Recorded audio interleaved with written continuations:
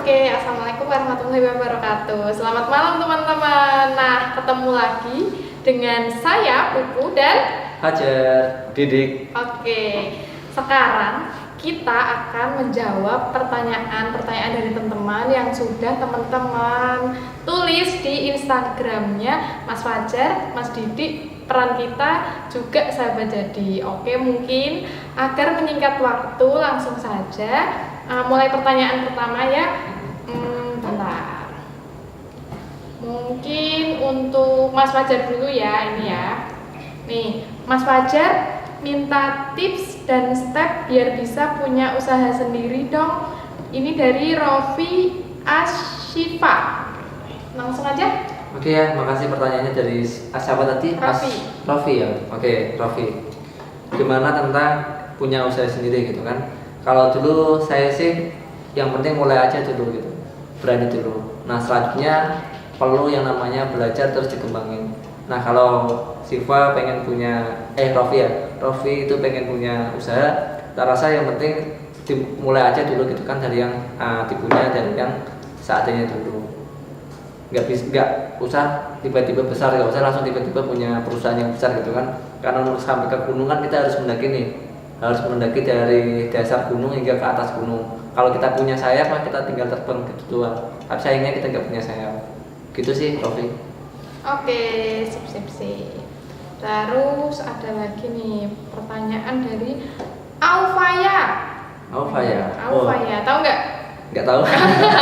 Nih, apa motivasi Mas mau menjadi presma dan jadi presma kan tanggung jawabnya berat nih. Nah, emang sih. Siapa tadi namanya? Alfa ya? Alfa. Nah, emang jadi seorang pemimpin tanggung jawabnya berat gitu kan. Tapi seiring dengan tanggung jawab yang berat, ada sesuatu yang juga akan menghampiri yang sifatnya juga berat, Alfa. Nah, kalau kenapa emang motivasi jadi seorang pemimpin atau seorang presma, saya analogikan seperti sang pembuat jalur pantura gitu kan. Nah, Alfa kan mungkin tahu ya, jalur pantura itu banyak truk, banyak mobil, banyak sepeda motor yang berlalu lintas di sana, crowded banget tuh. Nah, bayangin nih, misal dulu sang pembuat jalan itu diniatkan buat kebaikan di Indonesia gitu kan, atau kebaikan seluruh umat, seluruh masyarakat yang ada di Indonesia. Gak kebayang betapa banyaknya pahala yang mengalir ke sang pembuat jalan tersebut itu. Nah, begitu juga Fajar ini yang sedang meniatkan, sedang berusaha menjadi calon presiden mahasiswa BMKM UNES 2020. Gitu apa? Oke, sip. Terus selanjutnya nih. Dari siapa nih ya? Oh, Mas. Oke, siap. Oke, mungkin selanjutnya buat Mas Didi. Oke. Oh, BTW, Mas Didi kenapa sih pakai apron? BTW mungkin bisa tolong dijelaskan kenapa sih pakai apron nih malam ini? Apakah mau masak atau mau menunjukkan bakatnya gitu? Pakai apron ya biar keren aja sih. Biar terlihat lebih beda gitu dari Fajar gitu kan. Kan Fajar udah kilau kayak gitu kan. Nah, saya gelap-gelap gitu kan. Nah, pakai apron ya sebenarnya memang perlu sih buat perlindungan ketika masak biar nggak terkena tepung ataupun terkena minyak kayak gitu. Cuma tadi habis masak apa sih? Habis masak apa? Masak apa ya? Indomie kayaknya. Kirain masak apa gitu, buat masakin siapa gitu. Nah, ternyata. Nah, mungkin langsung aja ya nih. Dari ini akunnya ini lagi viral nih di kalangan kita, pasangan calon nomor urut 1 dari Bakso Sapi UNES nih. Aksi apa aja Bang yang pernah diikuti? Nih, aksi apa aja? Kalau dari bakso sapi ya, ini nggak tahu hanya siapa, terus siapa yang bikin nggak tahu. Iya, nggak tahu, ini fans berat kayaknya. Kayaknya sih fansnya berat, Fajar Didik gitu. Aksi apa aja yang pernah diikuti? Kalau aksi sih saya golongkan menjadi 3 ya. Ada aksi internal kampus, ada aksi regional, kemudian ada aksi nasional. Kalau aksi internal kampus kan mungkin teman-teman udah pada tahu lah, UKT SPI, terus kemudian Almed, sempat juga ikut aksi di PGSD Tegal. Terus kalau aksi regional kemarin ada yang baru kemarin lah, ada namanya Maidai, kemudian ada aksi tolak pelemahan KPK, kemudian aksi tembak rujuk juga, kalau dan lain-lain di regional. Terus kalau yang nasional itu ada aksi kemanusiaan, terus ada aksi KPK juga, terus ada aksi pendidikan, kemudian ada aksi yang terakhir itu kemarin yang reformasi di korupsi sama kawal dari awal kayak gitu. Itu sih mungkin beberapa aksi belakangan yang saya ikuti. Oke, selanjutnya nih dari Rian Sep, gimana tanggapan pasangan Fajar Didik dengan dinamika politik yang ada saat ini? Nah ini pertanyaan berarti buat Mas Fajar juga buat Mas Didik. Siapa dulu nih yang Oke, monggo Mas Didik dulu. Oke, saya dulu. Kalau ngomongin politik nih kan cangkupannya luas gitu kan. Tapi mungkin yang dimaksud sama Mas Rian Sep itu soal politik mahasiswa nih. Berbicara soal politik mahasiswa, maka nggak asik kalau nggak dinamis ya. Jadi ya karena sekarang lagi masa pemilu ataupun pemira, ya nggak apa-apa dinamis. Artinya memang harus kayak gitu.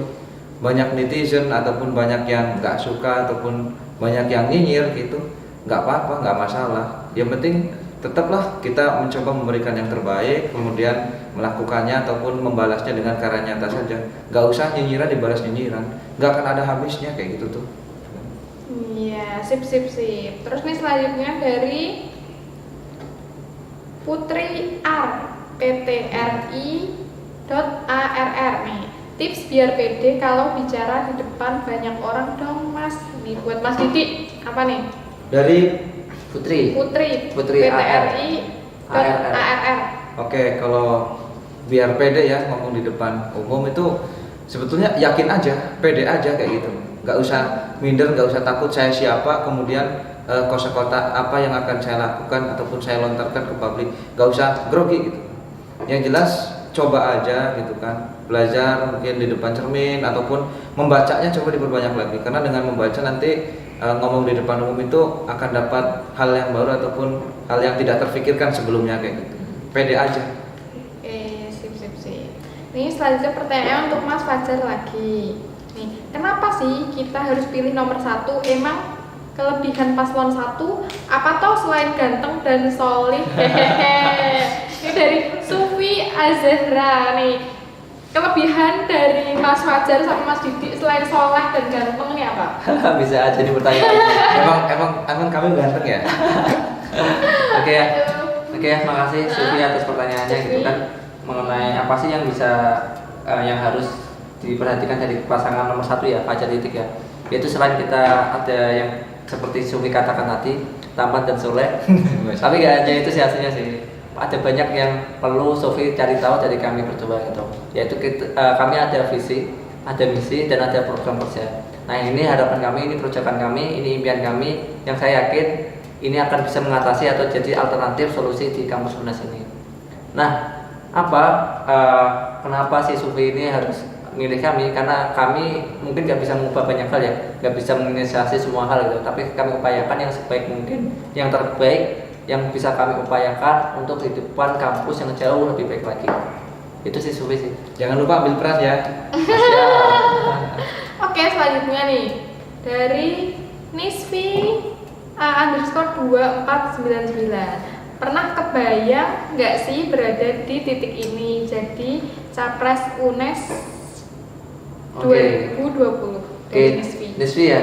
Kalau kebayang nggak sih, sebenarnya nggak sama sekali gitu kan. Kalau dulu saya berkaca lagi, ditarik lagi dari masa maba, dulu malah pernah cuma follow-following KPM sama akun official BEM di kampus-kampus yang ada di Indonesia. Nggak tahu sih, nggak ada maksud buat jadi persma ya. Cuma inspiring aja sih, inspiring dan manfaatnya besar gitu kan. Jadi seorang persma. Nggak tahu kenapa belakangan ini jadi di titik itu gitu kan.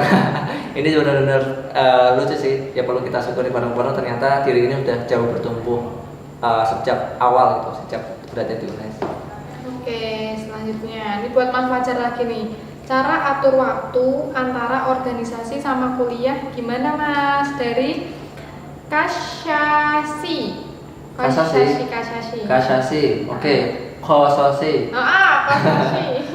ya, Kososi ya. Makasih pertanyaannya. Gimana sih cara mengatur kuliah dan organisasi? Kalau saya sendiri sih yang namanya mengatur kan kita memplanning nih.